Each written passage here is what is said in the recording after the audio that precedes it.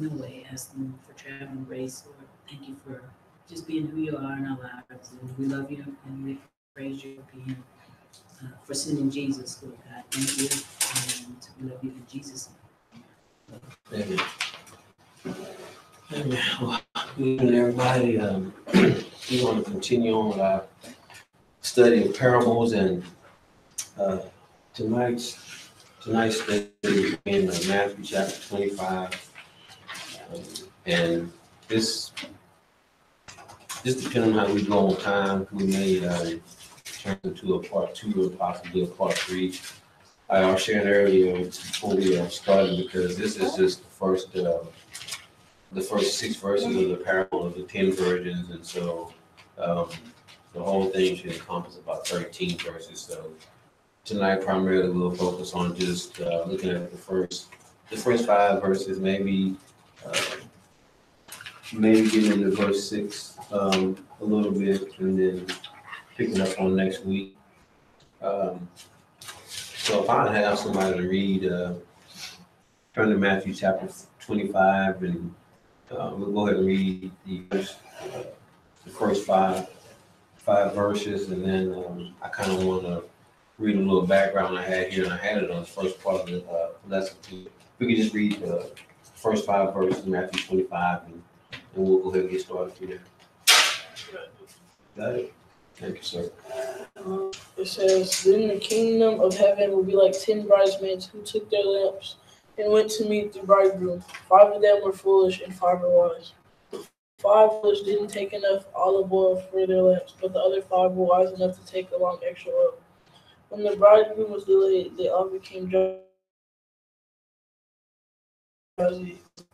For some of you, I don't know if everybody has a copy of the lesson, but there's a note in the top of our lesson, just kind of put us in that setting during that day and time. It said that the Jewish marriage custom in Jesus' day had the actual ceremony occur at the bridegroom's home, at the bride's home, and then the wedding party traveled to the home of the groom for the wedding banquet or feast, such as like a wedding reception that we have today. The bridesmaids, who by custom were to be virgins, were to be waiting at the groom's house for everyone else to arrive and begin at the wedding banquet or feast. And then also I wanted to add in there too, because I never thought about it, but part of the whole order was because it said that let me see here. It said the actual ceremony or the banquet happened at dark in the villages and towns where there was no street lights or lamps, with no street lights, so the lamps lit the way, and everyone was required to carry his or her own lamp. Amen.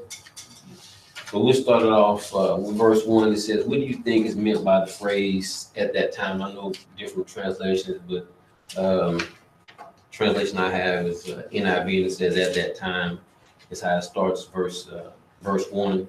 So, and our gives us a hint if we need any help looking at Matthew chapter 24 and verse 3. But just at that time, what does that phrase mean? I don't think it means like that particular time. They're saying like when like a period of time in reference to a specific period of time. Okay.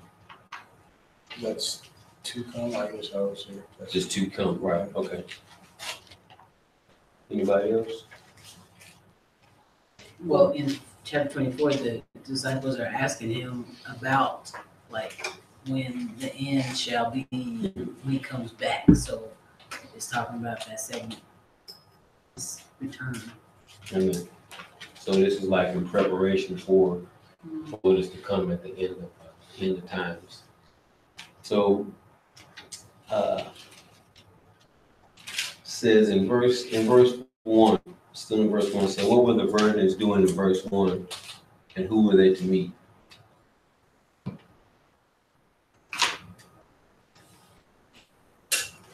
Looking at the lamps.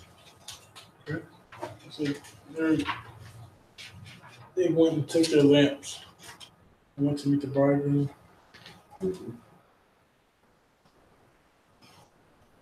So let's look at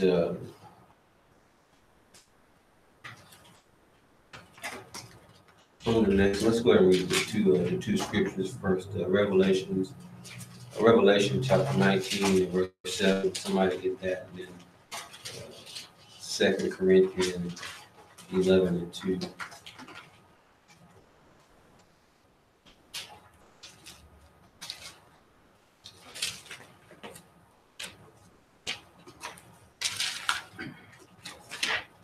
Revelations 19, verse 7 says, "Let us be glad and rejoice and give honor to him, for the marriage of the Lamb is come, and his wife hath made herself ready."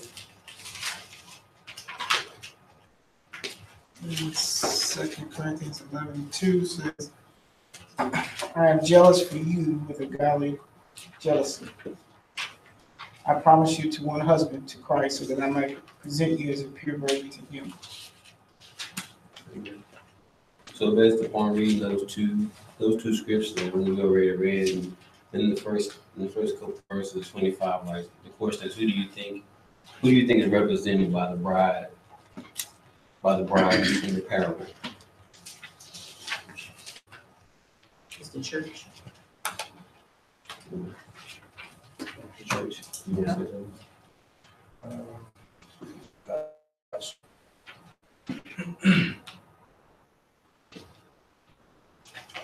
So it's, in essence, the same thing. You see God's children, the church. Anybody else?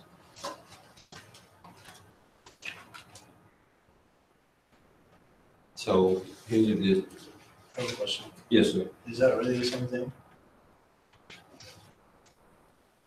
The church. And God's children. We all God's children, regardless of where we stand in relation to our faith, like our belief. We're all His children.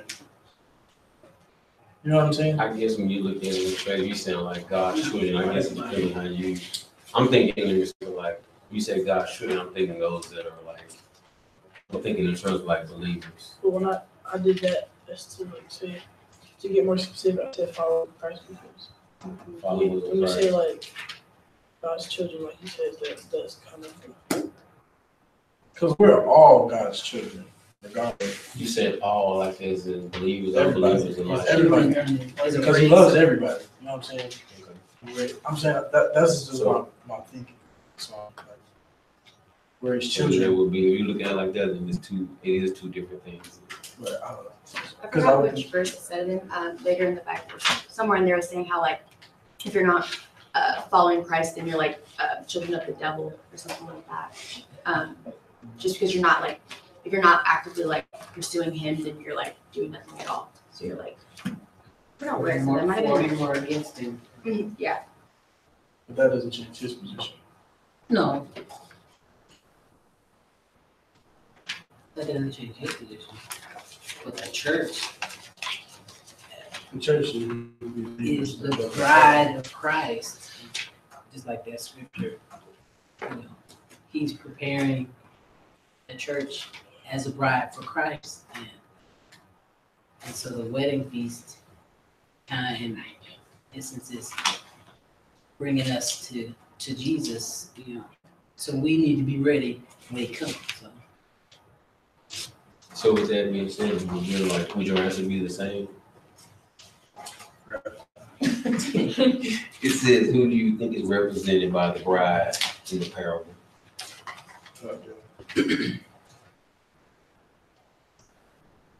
It's just, well, like, when you go into it more, when it says like, there's 10 virgins, but then there's 5 foolish ones, but then there's 5 that were prepared. Why? That's right. So that's why, I don't know, that's why I consider it that way. That's confusing.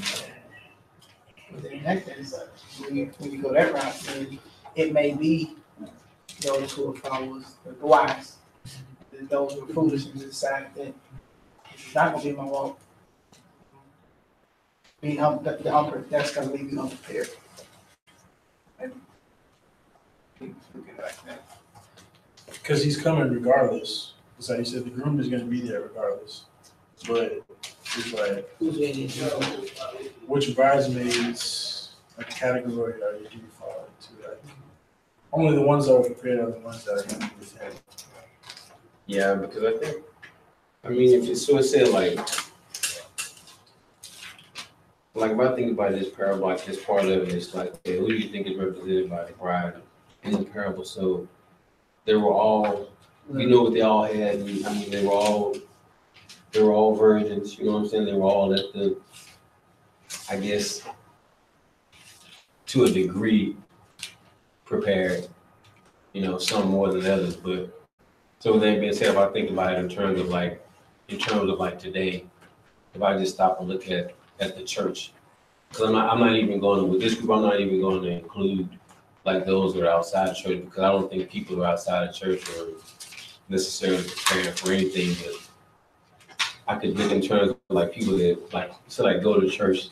I think you have people that like have a genuine, sincere walk with Christ, and I think you have other people that are those I think foolish could be like innocent, those that think that, okay, well, I'm a member of the church, and that's the extent of my preparation, or I go to study, I'm a usher, I sing in the choir, and they look at that in terms of like the extent of being prepared, which is foolish. Yeah. You know? I think I kind of like answered my own question like by our two answers, like the 10 virgins, like all of the bridesmaids represent God's children, but the ones that will get to be with the groom are the 5 that were Prepared. which is the church, or those who are like following, like those who are in line with him. That's how. I like to adjust my. I'm sorry. No, I'm agree with you. I'm gonna adjust my original. The church for the brides are like you say, the people in the church. Okay, because we can all dress up and look the part, going, on the outside. So they all had lamps, right? They're all what they're dressed to representing. go to the wedding feast. They're all going, so we're all going to church. But were they ready? We're just here, or is there a relationship so that I can go when it's time to go? Because like I just got my lamp, I'm ready to go, and they're like, are you really? Right. So it's like the wheat and the tare. They grow up and they look the same, but in the end is where the truth comes. That he separates them. So the believers and the non-believers. That's those brides. You see. That's the only reason I But say yeah, that's children, because collectively, like, that's what the bridesmaids collectively represent, like, all those people. But he also said, few are gonna be that find it, but that doesn't, like, say that they're still not his children, but it's just like, well, you're not, I don't know you anymore, because, at the end, I thought that's where you're going to read when you started Matthew chapter 7. I thought that's what you were going to read. that was a lot. Yeah, but I mean, like, you don't talk about That's what she was saying first, yeah. any comments or any questions? So, this may be a question over here. In what ways is your relationship with Christ like that of a groom and his bride?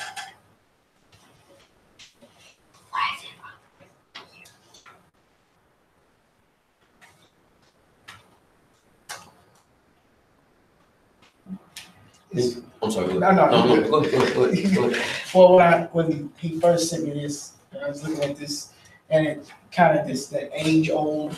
I don't want to say saying, but it's like your job is that you think a groom, I guess, would be to bring others to Christ. Mm-hmm. And it's almost like being the priest of your home, being the leader of your home, but then also, setting an example, I guess, and being someone who someone would want to follow. So I guess when you look at looking at the question and saying, what way is your relationship with Christ like that of a groom or his bride, and that, and this may be wrong. I mean, it's a good actually. I may be able to help me with this as far as that.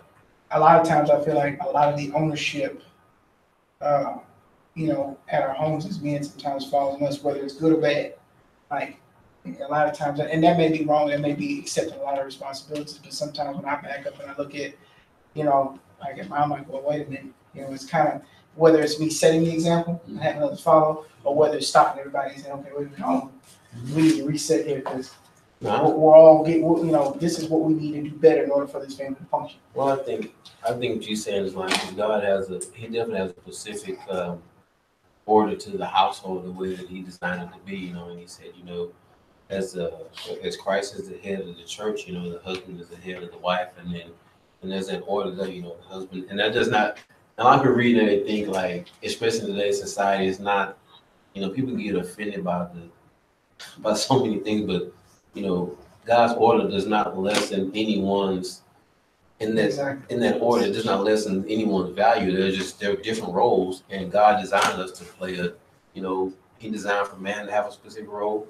He designed women to have a specific role, and he designed for children to have a specific role. And anytime we get those, we start moving the pieces around, and you get things out of order, where you get confusion, you get chaos, and even in a household, because if you have like you said, if you have a household where there's not, where there may not be a man taking his role as God has, designed it to be, then there's going to be some. It's just not going to flow or function the way that he designed it to function. So I think what you're saying is valid. So I don't know how that, how much that kind of aligns with the question, but I just think that if we're preparing, that groom is, bride, speaking of believers, preparing us for the kingdom. I think what else was like in this one, I think about it, if you think about, like, you just look at the second part that you think about a groom and his bride. Now, like I said, I know they're like, there's so many things now that like has made a mockery and like just taken away from what God had marriage, what it's meant to be. You think about like these shows where it's like, whatever, you don't meet the person till you get married and all that kind of nonsense. And if you think about like a groom and his bride, if you think about like how to even get to that point, what things have to happen to even get to that point. You don't just go and marry a complete stranger.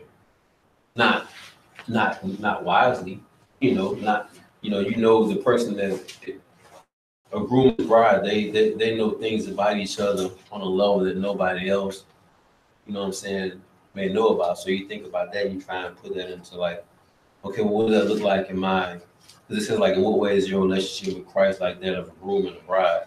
I don't know, that's kind of how I was just gonna say, the way I thought of it is, myself personally, is like knowing that he's the jealous God and that I can't allow anybody else to be, to take the place, or the priority in my life. Like, I have to be totally committed to him. Like, and so like everybody else, whether, that's family or friends, those are the like we talked about last week, how your love for God should look like hate toward your, your kids and all that I have to be totally committed to him, like to God. And that's what, that's kind of how I read it, is like the relationship with Christ being like a bride and groom, like he's my spouse and I can't let anybody or anything come between us, and to be, focused on pleasing him, above all else, that kind of, in that sense. I kind of think of it like on a wedding day, like a bride and his groom, like that's like such a happy and joyous occasion. And when, like you said, like that, I feel like there's a lot of preparation in the sense of like, if you don't necessarily aren't excited for your wedding, there's not much like planning you're gonna do. Like, oh, we should call the caterer, we should call like people that do this or that. But when you're like excited and wanting, like you're prepping for it, you're calling everyone, making sure everything's ready, everything's perfect, everything's according to what it's supposed to be. So like, I guess going back to the parable, it's like the virgins with like the oil, that's like their preparation. They're looking forward to it. They're the ones that are like planning it down. Like, I need that. I need this. I need to make sure that this is ready. So I guess I just kind of look back to that in that way of preparation. Because I know like one of the parables was saying how like when your master leaves, you're supposed to be like standing there waiting for him to get back with your post. Like, just because he's not here doesn't mean that you get to go and do whatever you want. You have to be like ready and waiting. So I guess I look at it in the sense of like being excited and wanting and like knowing what you have to do to like get to that marriage feast. I like what you said though, because of a bride.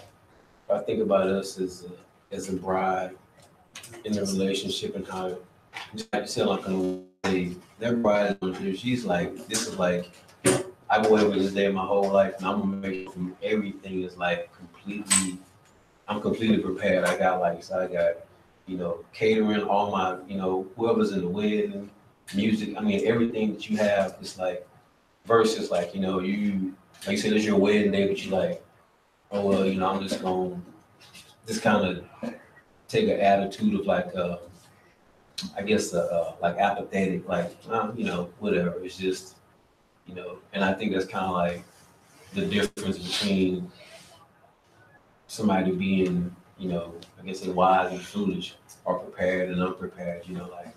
But I think it's like what you said, at the heart of it all, it's like, if this relationship is like really that special to me, then I'm gonna do everything I can, because he's ready. He's, the groom. He's his part is done. It's taken care of. But it's like, it's like I'm waiting for the bride to be like, are you ready for me when I come back? So that's a good point though. Piggyback, one little point, like when we think about being ready for the bridegroom, and like back then, the lamps, they needed the lamps to see. So how can you watch? Like in verse 13 it says, watch therefore, for you know not the hour. So it's like we're waiting for him to come through the door or oil to turn on my lamp to be watchful, because otherwise I'm gonna fall asleep, which is what they all fell asleep. But if you get up in the night and go and run into something, if you don't turn the light on, well, you can't see what's going on without the oils. So the watching part maybe bring the connection with the lamps. You can't watch without with what you need. Anybody else before I think like what you said, it's like I can't, and the whole preparation thing, it's like I can't, as much as I want to, like every bridesmaid, every bride, they had to be prepared for themselves. It wasn't like, well, like in our relationship or our preparation for Christ, like I can't prepare for you. You know what I'm saying? Only you can prepare. You got it. You know what I'm saying? And vice versa, like same thing. You can't prepare for me. I have to. You can ask me like, "You ready?" Like, "Yeah, I'm ready." And I know in the back of my mind, like, I ain't got no oil. And I'm like, I got time to get it though. And you like, I'm ready.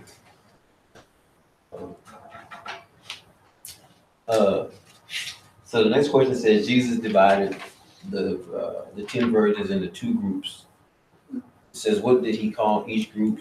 And then the second question that says, how were the two groups similar and how were they different?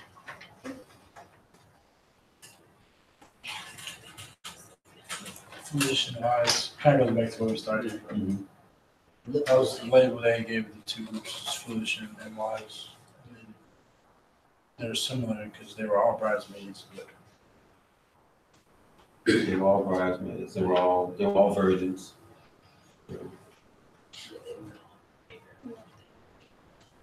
What was the difference? They weren't prepared. Halfway now.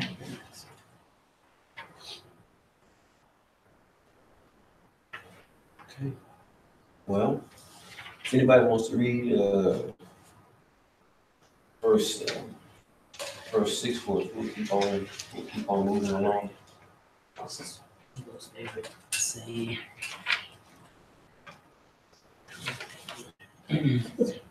But midnight there was a cry, "Here is the bridegroom, come out to meet him."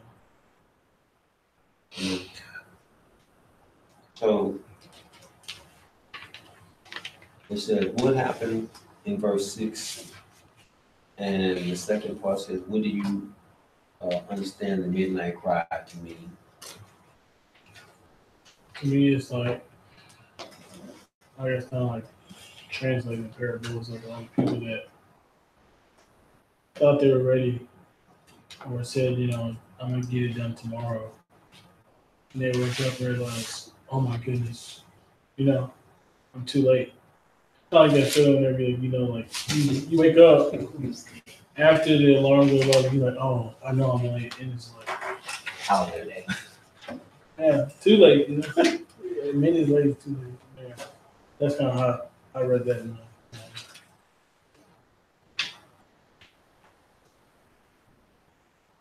Anybody else on the midnight cry?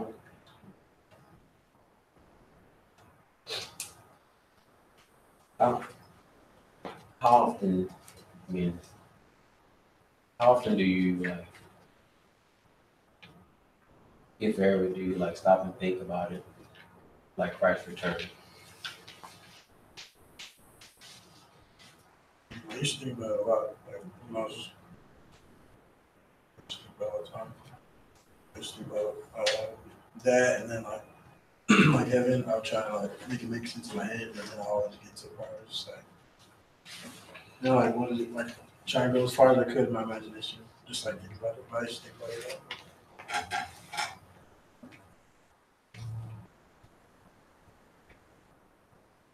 At least once, every day. Once a day? At least. Just it's random. Thoughts about it. Every time I can't find someone, Every time you can't find someone, that's not good. like someone don't answer their phone.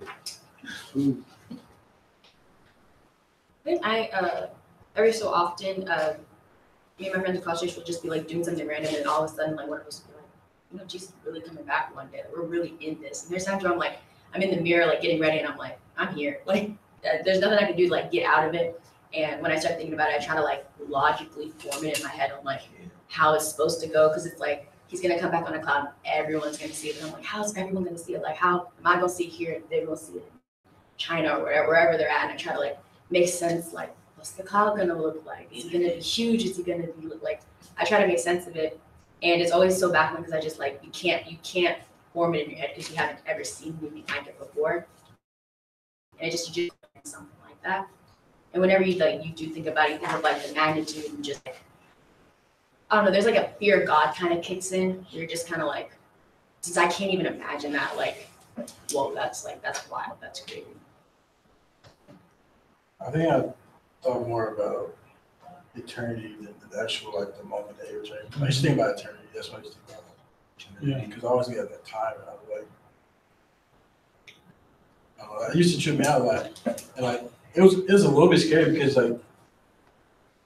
when you say we tell you to love someone I'll live forever, you don't really know what that means. You know what I'm saying? But when you start thinking about time and I always think about forever or as if you look at the clock, it has no numbers on it. It's tick marks, everything. It runs the same way, but there's no indication of how long it's been or it's just endless. But I used to think about eternity a lot more. It's a long time. Yeah. I don't want to say it scared me, but I thought about it too long, It it kind of does because took it's me out. your everything that you are accustomed to knowing, your entire, everything about life on Earth is structured and bound to time. That's how you operate. So it's kind of It shatters everything that everything that you've been trained, your mind's been trained to do is that doesn't matter. It's out the window, and it's kind of how long I think I used to we used to always talk about how in heaven just gonna be rejoicing and things like that. And I'm night. How long can you do that for? No night. It's because you think about whenever you the most fun time you've had, and it's You don't want to You still, end. well, you still okay, I get tired. I'm Yeah. gonna sleep. It's It's just there's no There's no end to it. It's time. just I don't know. It's kind of like she was saying with with you coming back, because you can't prepare yourself for something that you can't. Your mind's not able to grasp. We're not on his level. Yeah. prepare it in the sense of like, Right. Yeah, I, mentally. I know what it's gonna be Trying to like. I figure know it that, out. yeah, No. like, you're not gonna. Yeah. Thank you. Do you think, like I asked the question because I wanted to find, do you think, thinking about it more often, like his return, does it make you examine life more? Does it make you think like about decisions you make, or do you, because I think a lot of times in life, I think most people, if they knew that, just as human nature, I think if people knew like an exact date, like, okay, this is the date, I think people would start like, okay, well, I gotta start, I'm getting ready, cleaning up or whatever, you know what I'm saying? But not knowing, Honestly, I don't think most people want to know. They want to know that. Like, I didn't mean to cut you off. But no, like I think there was like I don't know, like a survey. Like, would you want to know on the day that I died? Like, most people said no. For whatever reason. I think even if people did know, I don't think like what you were saying about like the way it behaved, I don't think it would matter as much as you get that. Just from personal experience, because like there'll be a class where like you know exactly when the test is, you know exactly when this is, but you're still gonna wait till night before, night of. Sometimes you're still not even prepared for it. I also feel like it brings on a lack of faith too, because if you knew exactly when it was going to come, kind of like you said, it's like you're not really thinking about it until like the time comes. Like the day. So many times like I haven't studied and I definitely needed 2 weeks, but I gave myself 2 days, and that's about the time you're like, oh, it's about time I should start believing right now. And I feel like that gives like it's like oh he's coming back to tomorrow, so I might as well start like scrapbooking the Bible and start reading it. So I feel like if people knew like a time and a date, it just brings a lack of faith because then you wouldn't have a reason like to continue on doing what you're doing because you know what's going to happen. So I feel like if there was a time, like people that didn't believe would be like, maybe I should like, just because there is a time and a day, maybe I should try it. They wouldn't actually believe that like, in the leap of faith or like believing in this God that you can't see, they'd have like a time to look at it. Like, And on the flip side of that, I think if you are a true believer, it shouldn't matter. It shouldn't matter if It you're shouldn't. Because even if you do know the time, you shouldn't be doing it because you're scared of what's going to happen. You should be doing it because you want to please God. Love Him. And even from the sense of like an urgency standpoint, like I think everything you said, you talked about it like personally, but I also think like it shouldn't matter if you know time or not, because like I think the same way we talked about non-believers kind of waiting and procrastinating to get deadlines straight. I think as believers, if we knew that we had more time to reach other people, we would wait too. So it's not like we don't know when the last person, not even for yourself, when it could be the last day for somebody. Kind of like what Paul used to say, like it's the end of the world for somebody every day. So it's like you don't know when that person's last day is. So are you gonna have an impact on them for the kingdom and kind of at least make an attempt, to try and show them Christ in some way, or are you gonna just be like, no, I got time?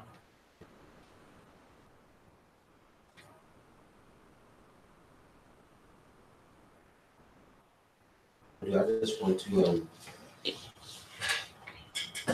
think about it. 7:45. I want to stop before we get into all the scriptures we have below and pick up on that next week for part 2, and I'll probably add on to get into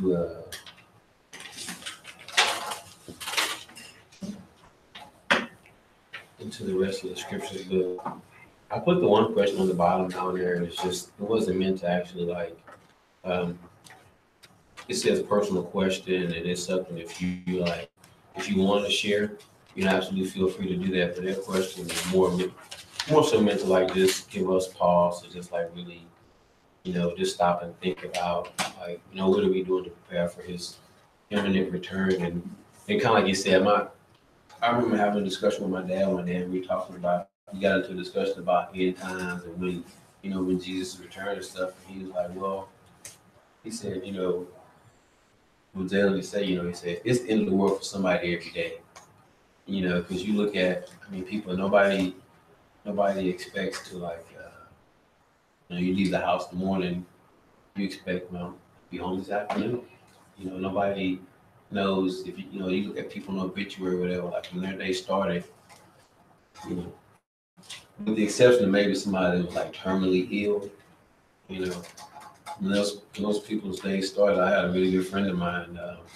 He was a police officer, and you know, he was doing like actually doing like a traffic for like a funeral. You know how they go and they block, you know, and all that stuff. And he was a motorcycle cop, and you know, he used to stop by the station all the time. And we talked like all the time, you know, and it's crazy because I still have his text messages in my phone and stuff from our last conversation. It was probably like a couple of days before he was killed, but you know, he's just doing the routine, you know, going, and he was, you know, somebody, I think a lady, she ran a light or something like that. She was on a suspended license.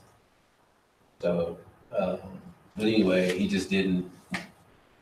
He had no idea that was going to happen. That's just one example. There are like thousands of examples, but just give you a personal example of like, you know, things. I think sometimes we just assume for whatever reason that we have just, you know, like I mean, honestly, to a degree, like some of the wise versions, you know, it's like, and at the end of the day, it's like, I'm just saying, Deontay said, if you have a relationship with Christ, then the return is like, it doesn't, you know, whether he comes back today or whether he calls you home today, it's like, well, you know, I'm going to be with him all the time. But I think, you know, if there's like, you know, fear and doubt, things like that, you know, I think those things are there for a reason. I think because I think the Holy Spirit, I think even God works in a way like sometimes, you know, God sends people to share a message with us or different things to kind of like, you know, get us to like stop and think like, you know, or just to examine ourselves. Are we really in the faith? You know, are we really, you know, where we're, you know, we're not just going to church. We're not just, you know, going through the motions, but we're actually like having that relationship with him because it's a difference, you know, because if you just line all of them up, those 10 virgins, they all look alike, you know, from the outer appearance, you know, they all, you know, but when you started digging a little bit more below the surface, that's where the difference was at. And that's, you know, only God knows that.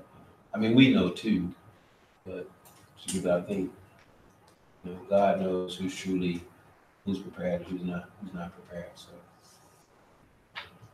any other questions or comments?